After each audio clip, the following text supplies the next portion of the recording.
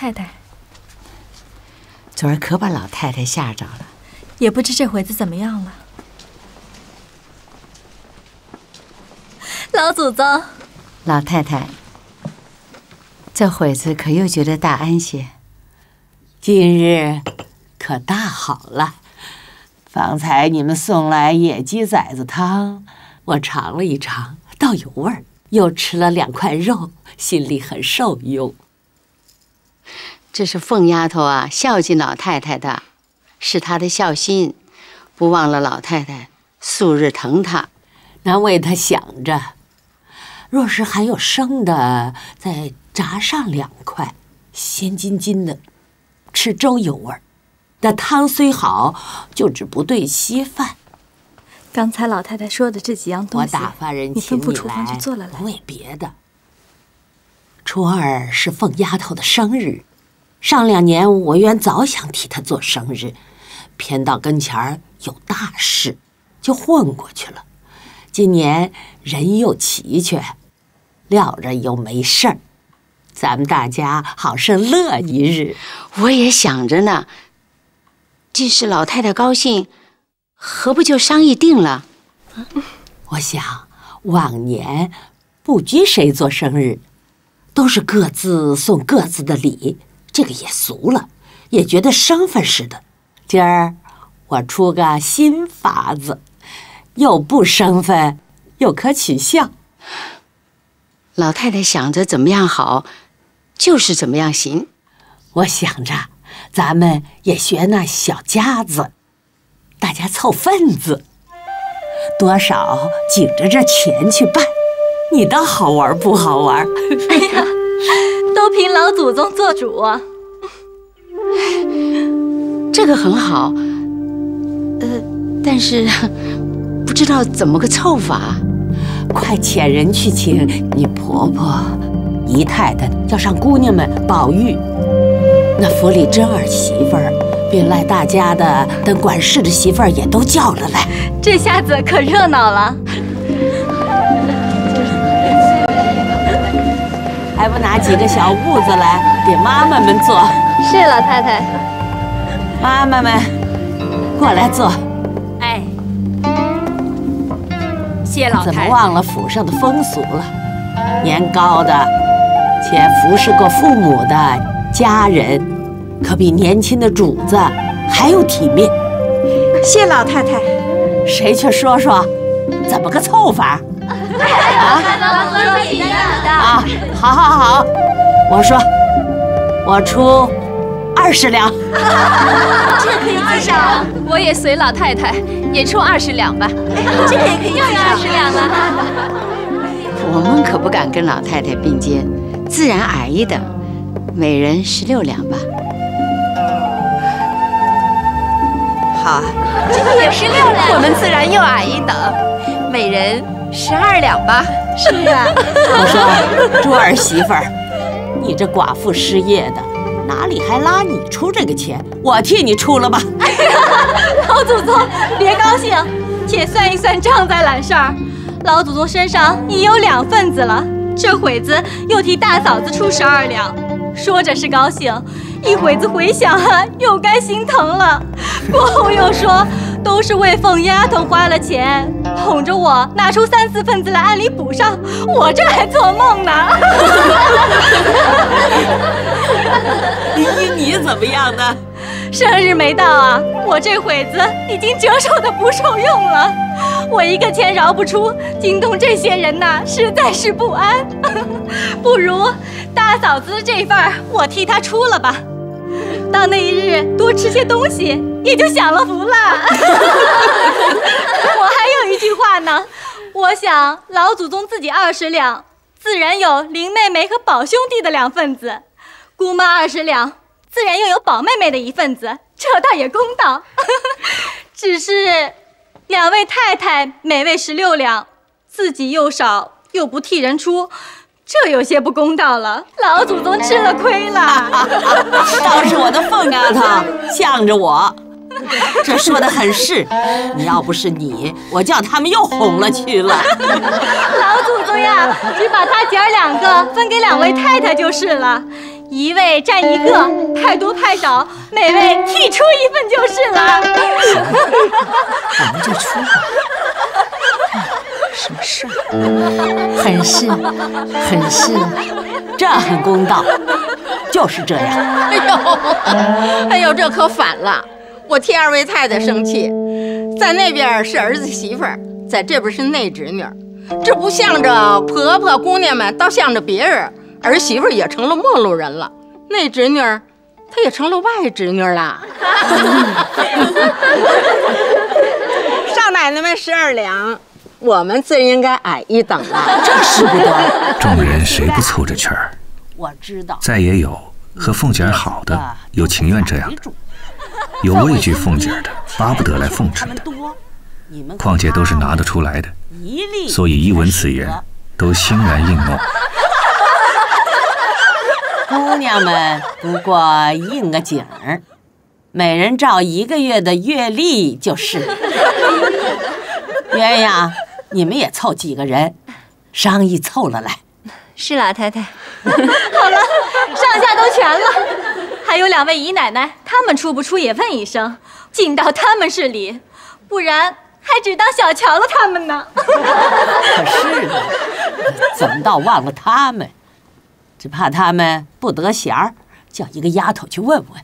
我把你这没嘴面的小蹄子，这么多婆婆婶子给你凑银子过生日，你还不足，拉着那2个苦裤子做什么？每位也出你少2两。胡说，一会子离了这里才和你算账。他们2个为什么苦呢？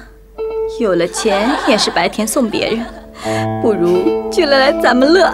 算下来共计多少啊？共150两有余。一日细酒用不了啊。既不请客，酒席又不多，2、3日的用度都够了。是啊，头等啊，这戏不用钱，省在这上头了。那凤哥儿喜欢哪个戏班，就传哪个戏班吧。咱们家的都听熟了，倒是花几个钱，外头叫一班来听听吧。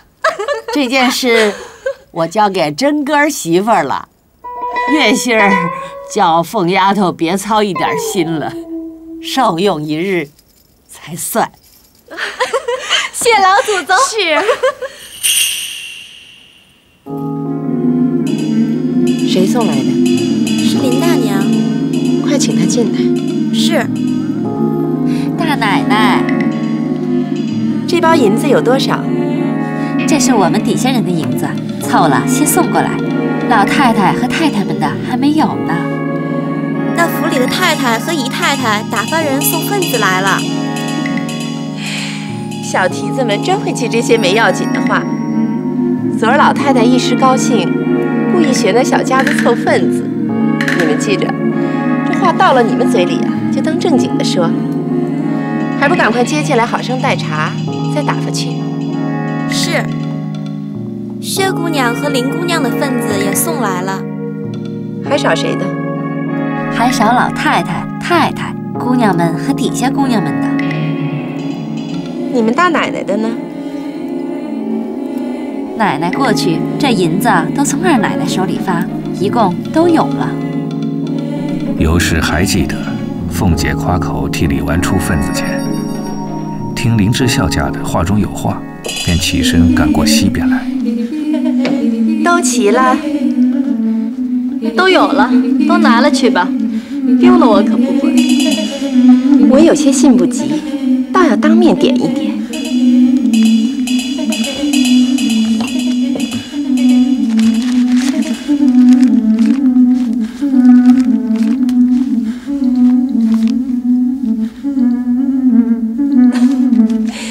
我就知道你闹鬼，你大嫂子的怎么没有啊？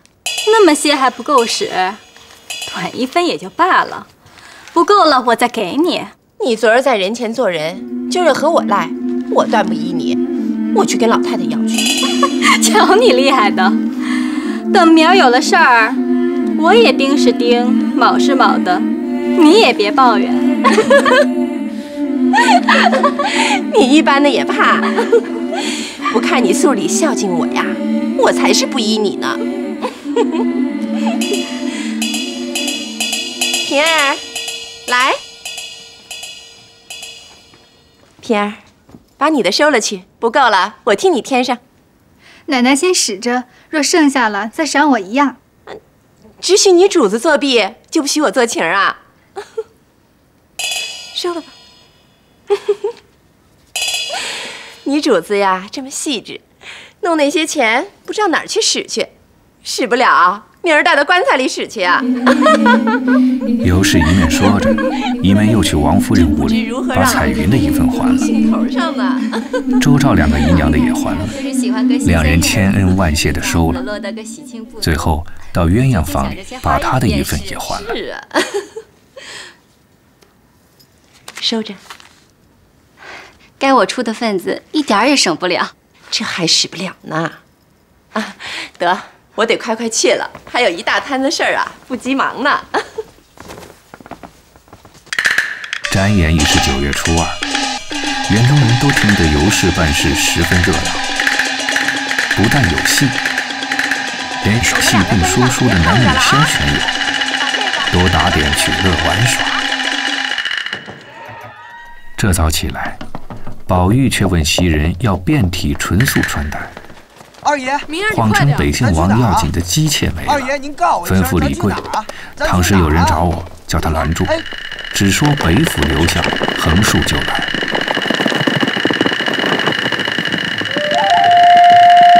这小仙安的屋子，原来宝玉心里有件私事，跑了7、8里路，到了冷清的地方，问明烟可有卖香的。明烟想到再有2里地就是水仙庵了。宝玉听了，素日虽因恨俗人不知缘故，混供神混盖庙，今却合了心事，故借他一用，于是加鞭前往。到了水仙庵，命明烟捧着炉至后院捡一块干净地方，竟捡不出来。明烟指井台，宝玉点头，一齐来至井台上，掏出香来焚上。历久看香。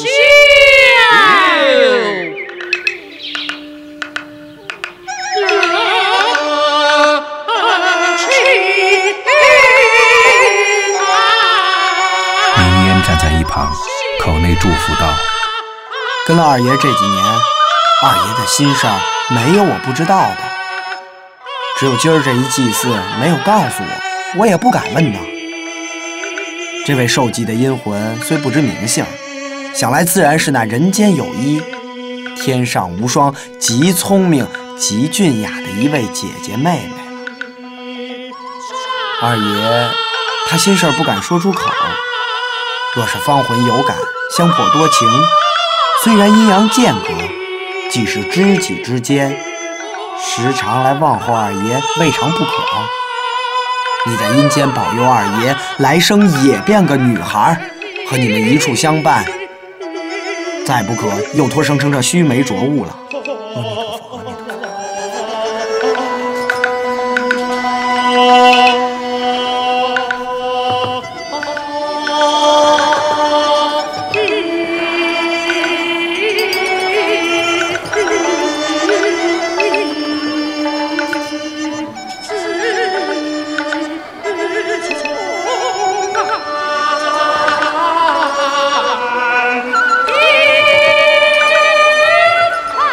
阿弥陀佛，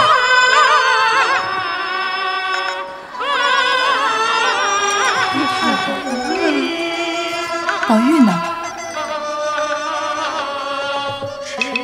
宝玉赶回到怡红院，见袭人等都不在房里，自去寻了华服换上，一径往花厅来。耳内早已隐隐闻得歌管之声。老祖宗来了来了！宝玉，哎，怎么才来啊？还不快过去！怎么也不说声就私自跑了？这还了得！明儿再这样，等老爷回家来，必告诉他打你。到底哪儿去了？可吃了什么？可吓着了？北静王的一个爱妾昨儿没了，我去给她到哪儿去了？她哭的那样，也不好撇下她就回来。所以就多等了会儿。以后你再私自出门，不先告诉我们，一定叫你老子打你。老太太也不必过虑了，她已经回来了，大家都该放心的乐一回才是。就是啊，回来就好，只怕你在别处不受用。吃没吃饱？路上是否着了惊怕？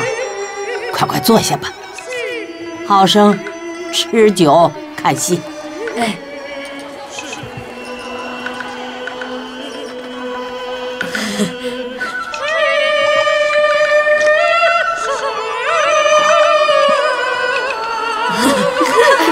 你们说宝哥哥来晚了，是不是应该罚酒？就是，那我们快去吧，走。宝哥哥，你来晚了可得罚一杯，是不是啊？就是啊。多倒点。就是。我来晚了，我该罚。干了啊！干了。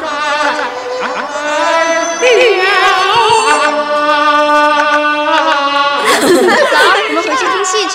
好。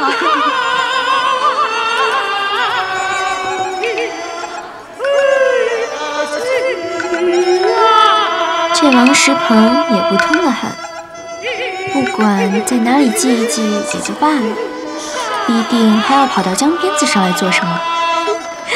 俗话说睹物思人，天下的水总归一源，不拘哪里的水舀一碗看着哭去，也就尽情了。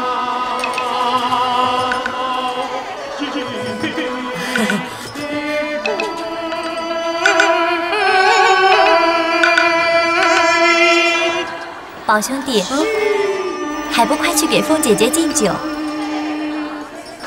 哎，来，让凤丫头坐在上面，你们好生替我带动。哎呦，难为她一年到头辛苦。两位妹妹，她坐不惯首席，坐在上面横不是竖不是的，酒也不肯吃。你不会，等我亲自让她去。哎呦，老祖宗，你可千万别听他的，我喝了好几盅了。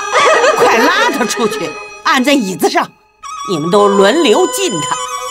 他再不吃啊，我当真的就亲自去了。哎呀，老祖宗可发话了，来，你下去。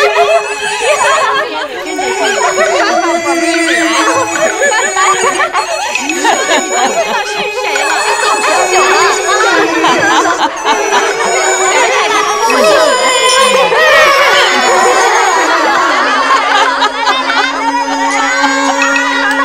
等，这样可不公平！你们4个人，他1个人，要一个一个的喝。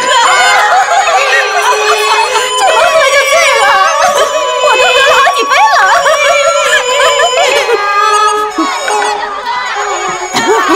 好，今儿老祖宗高兴，大家喜欢，我就一个一个的喝。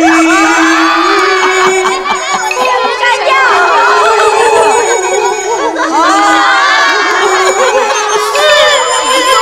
都喝了，快！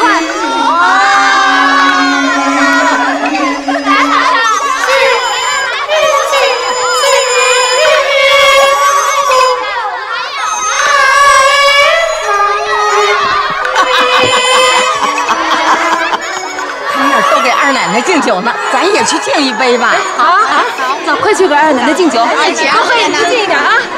都给她敬酒呢，咱也去敬一杯吧。你走吧，快走。二奶奶，我们也给您敬酒。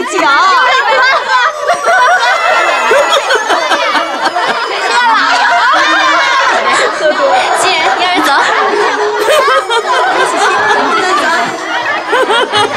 我们敬你一杯。来，真上。好姐姐，你饶了我吧，我明儿再喝，行不行？真格的，我们是没得脸了，就是在太太面前，太太还给赏个脸呢。往常倒是体面些，今儿当着这些人，你倒是拿起当主子的款儿来了。我本不该来，不喝我们就走。好姐姐。王姐姐，你可不能走！我喝，那可不行，我们也得一个一个的喝。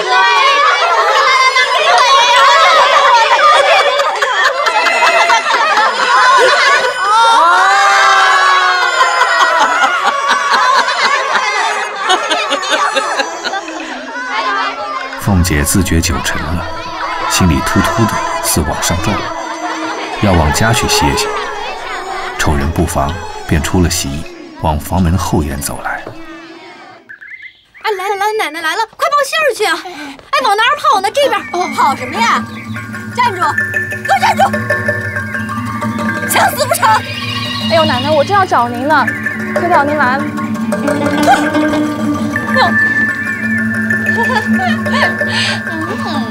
多早晚，你那阎王老婆要是死了就好了。他死了，再娶个也是这样，又怎么样？哼，他死了，要是把平儿扶了正，只怕会好些。如今连平儿他也不叫我沾一沾了，平儿也是一肚子委屈不敢说，我命里怎么就犯了夜叉星？好你个没脸的娼妇！我杀！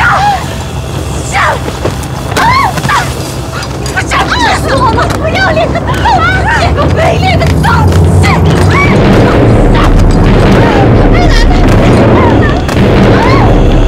还有你，不要脸的！我呀，你还哄我！打死你！没脸的事！这我怎么做什么？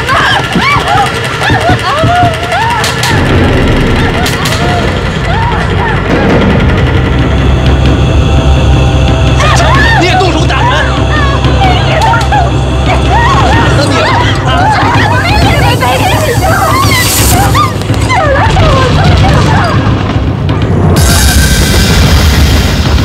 平儿，别过来！打死你了！别碰我！不是！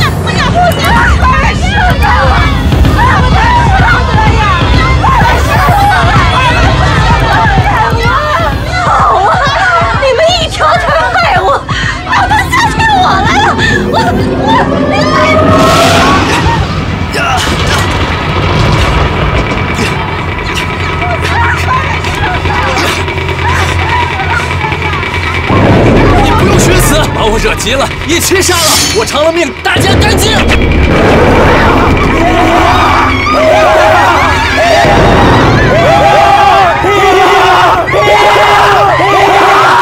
这是怎么说的？这事好好的，怎么闹起来了？都不要管，让开！快追呀！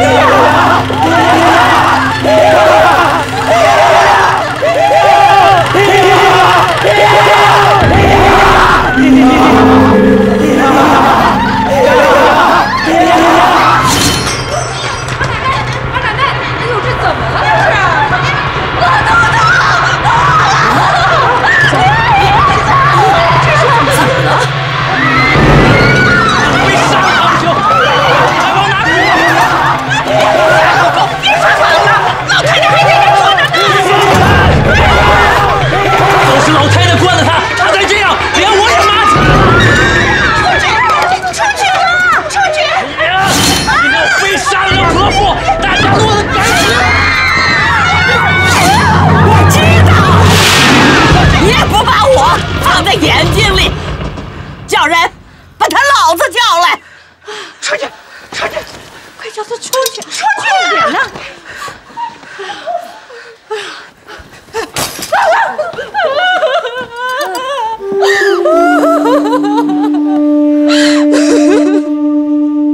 我才家去换衣裳，不妨莲儿爷在家和人说话。不知道是游客来了，吓得我不敢进去，在窗户外头听了听，谁知是他和波儿家的媳妇在商议，说我厉害，要拿毒药给我治了，治死我。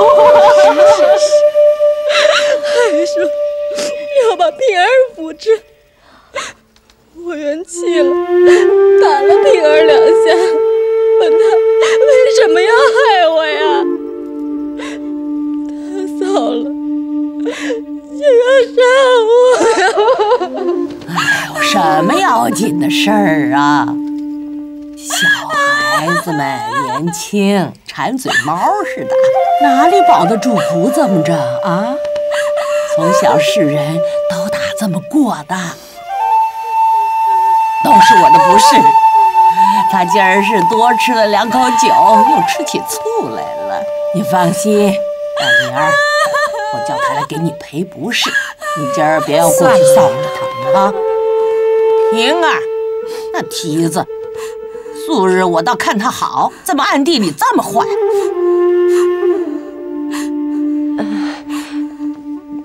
平儿没有不是，是凤丫头拿人家出气。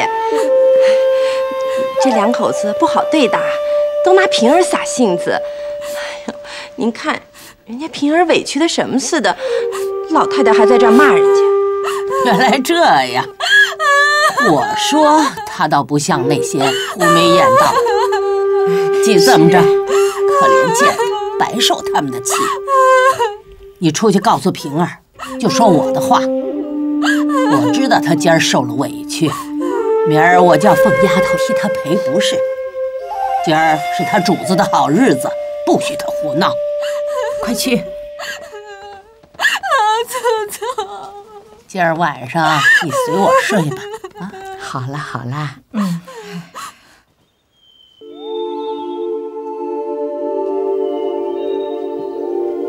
我原是想让你的，只是大奶奶和姑娘们都让着你了，我也就不好让了。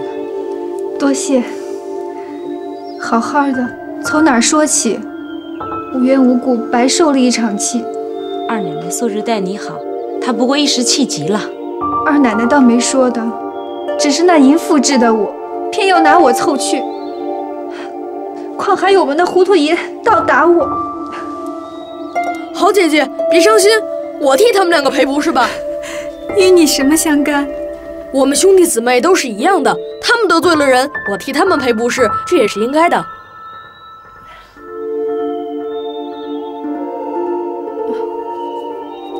可惜了这新衣服也沾了。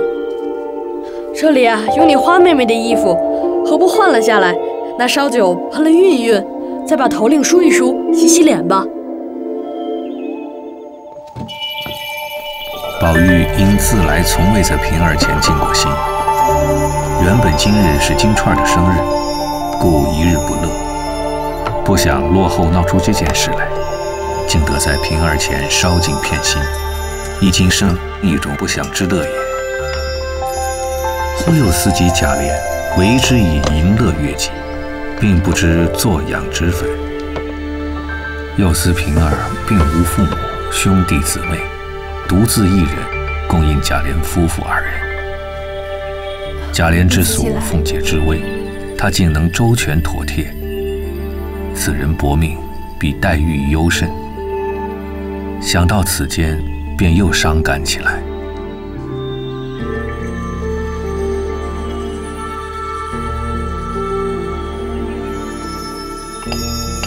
姐姐呀，还该抹些脂粉，不然倒像和凤姐姐赌了气似的。况且啊，又是她的好日子，老太太又打发了人来安慰你。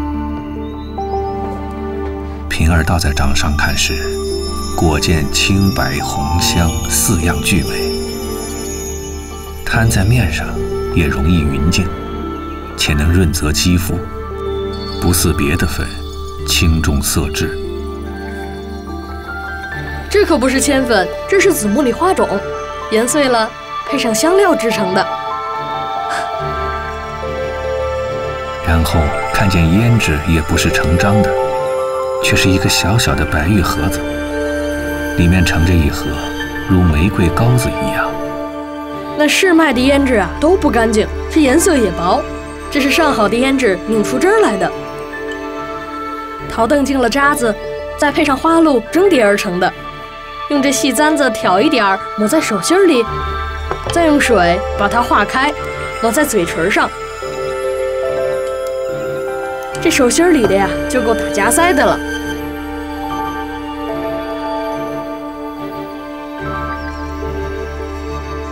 平儿素习只闻人说宝玉专能和女孩们结交。宝玉素日因平儿是贾琏的爱妾，又是凤姐的心腹，故不肯和她私近，因不能尽心，也常为恨事。平平儿今见他这般，心中也暗暗的颠动。宝玉果然话不虚传，瑟瑟想得周到。平儿姐姐，大奶奶叫平儿姐姐过去呢。宝二爷，我先回了。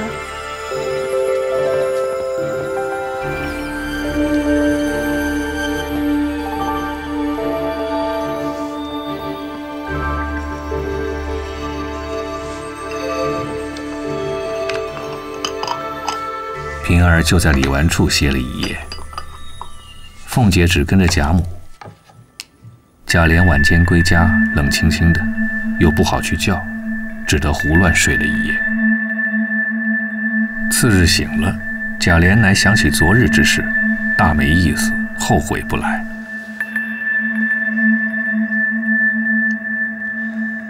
邢夫人记挂着昨日贾琏醉了，忙一早过来，叫了贾琏过贾母这边来。贾琏只得忍愧前来，在贾母面前跪下。怎么了？昨儿原是吃了酒，惊了老太太的驾，今儿来领罪。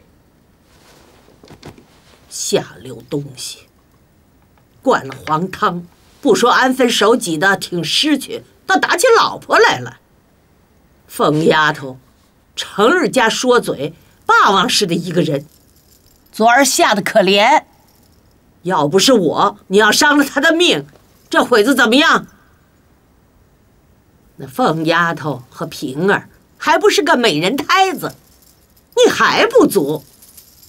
成人家偷鸡摸狗，臭的脏的都拉了你屋里去，为了这么一个淫妇，打老婆还打屋里的人，你还亏是大家子的公子出身，活打了嘴了。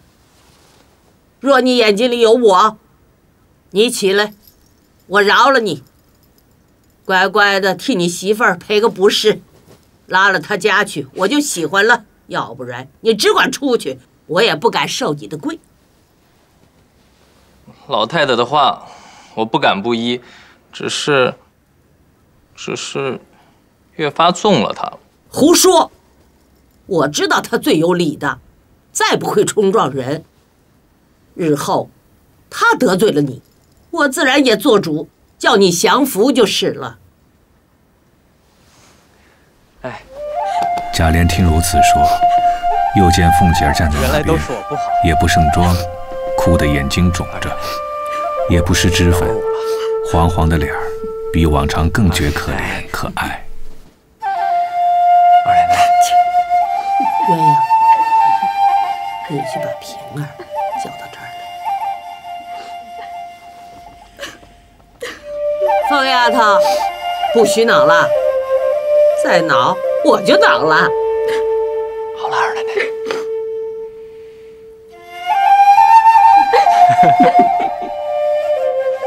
老太太，平儿来了。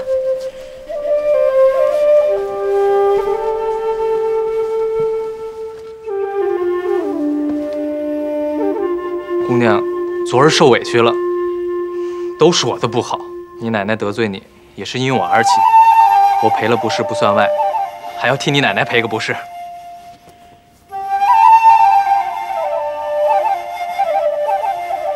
凤姐儿正自愧悔昨日酒吃多了，不念素日之情，浮躁起来。未听了旁人的话，无故给平儿没脸。今反见她如此，又是惭愧，又是心酸。奶奶的千秋，是我惹了奶奶生气，是我该死。快起来！我服侍了奶奶这么几年，也没弹过我一指甲，就是昨打我，我也不怨奶奶，都是那淫妇治的，怨不得奶奶生气。将他三人送回房去，有一个再提此事，即刻来回我。我不管是谁，拿拐棍子给他一顿。好好，了了。我怎么像个阎王，又像夜叉？那淫妇咒我死，你也帮着咒我。千日不好，还有一日好呢。可怜我熬得连个淫妇都不如了，我还有什么脸来过这日子？还不知足啊？你细想想，昨儿谁的不是多啊？今儿当着人还是我跪了一跪，有赔不是，你也争足光了，这会子还倒霉。太要足了强也不是什么好事儿。不好了，宝儿的媳妇儿吊死了。什么？宝儿的媳妇儿吊死了。死了罢了，有什么大惊小怪的？宝儿媳妇儿的娘家亲戚要告呢。这倒好了，我正想和他打官司呢。我才和众人劝了他们，又威吓了一阵，又许了几个钱，也就依了。我没一个钱，有钱也不给，只管叫他告去，也不许劝他，也不用震吓他，只管让他告。告不成，倒问他个以示讹诈。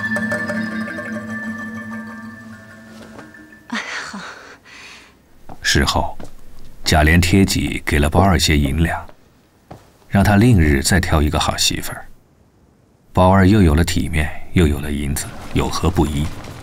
便仍然奉承贾琏，不在话下。这边，凤姐正在安慰平儿之际，只听得外面奶奶姑娘们都进来了。姐姐好，姐姐好。哎呦，今儿怎么来这么齐呀？倒像是下帖子请人来的。坐吧。我们啊有2件事儿，一件是我的，一件是四妹妹的。什么事儿啊？这么要紧？我们起了个诗社，头一社就不齐全，众人脸软，所以就乱了。我想必得你去做个监舍御史，铁面无私才好。在四妹妹为画园子，用的东西这般那般不全。我又不会做什么湿的干的，要我吃东西去不成？你虽不会做，也不要你做，你只监察着我们里头有偷安怠惰的，该怎么样罚他就是了。你们别哄我，我猜着了，哪里是叫我做什么监舍御史，分明呀是叫我做个近前的童商。你们弄什么社，必是要轮流做东道的。你们的月钱不够花了，想出这个法来拗了我去，好和我要钱，可是这个主意。真你是水晶心肝玻璃人。哎呦，亏你是个大嫂子呢。这会子他们起诗社能用几个钱，你就不管了。你一个月可10两银子的月钱，比我们多2倍银子呢。老太太又说你寡妇失业可怜，又有个小子，足得又给你添了10两，又给你个人园子地，个人取租子去。这一年通共算起来也得有400、500银子吧。这每年就算拿出100、200银子来陪他们玩玩，能紧年限的。等他们个人出了阁，难道还要你赔不成？你们听听，我说了一句他就疯了，说了2车的无赖泥腿世俗，专会打细算盘分斤拨两的话出来。这东西亏他托生在诗书达宦名门之家做小姐，若是生在个贫寒小户人家做个小子，还不知怎么下作贫嘴恶舌的呢。难不成这天下人都被你算了去？昨儿还把平儿给打了，亏你伸得出手来，忖度了半日，好容易狗长尾巴尖的好日子，又怕老太太心里不受用，因此没来。究竟气还未平，今儿你又招我来了。依我说呀，给平儿湿鞋也不要，你们2个只该换一个过子才是。瞧瞧，竟不是为诗为画来找我，这脸子竟是为平儿来报仇的，竟不成望平儿还有你这位仗腰子的人。早知如此啊，便有鬼拉着我的手打他，我也不敢打了。好了，平姑娘过来，当着大奶奶和姑娘们的面，我给你赔个不是，你就担待我酒后无德吧。如何？我说必定要替你争气才罢。虽如此，奶奶们取笑，我也经不起。什么经不起？有我呢。快拿了钥匙，叫你主子开了楼房找东西去。哎呦，好嫂子，你且同他们回园子里去，那边大太太刚打发人来叫，不知有什么话说呢，且得过去一趟。这些事情我都不管，你只完了我的事儿，我好歇着去，省得这些姑娘小姐们闹我。哎呦，好嫂子，你就赏我点空。你是最疼我的，怎么今儿为了平儿就不疼我了？往常你还劝我说，事情虽多，也该保养身子，检点着偷空歇歇。怎么今儿反倒来逼我的命了？你们听听说的好不好？把他会说话的。我且问你，这诗社你到底是管还是不管？哎呦，这是什么话？我不入社花几个钱，不成了大观园的反叛了？还想在这里吃饭不成？明儿一早就到任，下马拜了印，先放下50两银子，给你们慢慢做会社东道。等过后几日，我又不会作诗作文，不过是个俗人罢了。监察也罢，不监察也罢，有了钱了，你们还撵出我来呢。好了，过会子我就开了楼房，凡有这些东西都叫人抬出来，若使得呢留着使，若缺什么照你们的单子，我打发人给你们买去。画卷子这会子我就裁出来，那涂药没有在太太跟前儿，还在那边大老爷那里呢。我叫人拿了来，一并连同画卷交给相公们烦去，如何呀？这难为你，果然这样还罢了。既如此，咱们家去吧，等他不送了去，再来闹他。去和务院商议商议吧。走吧，这些事儿啊，再没2个人了，都是宝玉生出来的。正是为了宝玉来，反把他给忘了。这头一社是他误了，我们连软，你说该怎么罚他？哎呀，也没有别的法子，只罚他把你们个人屋子里的地把他扫一遍才是。这话不差。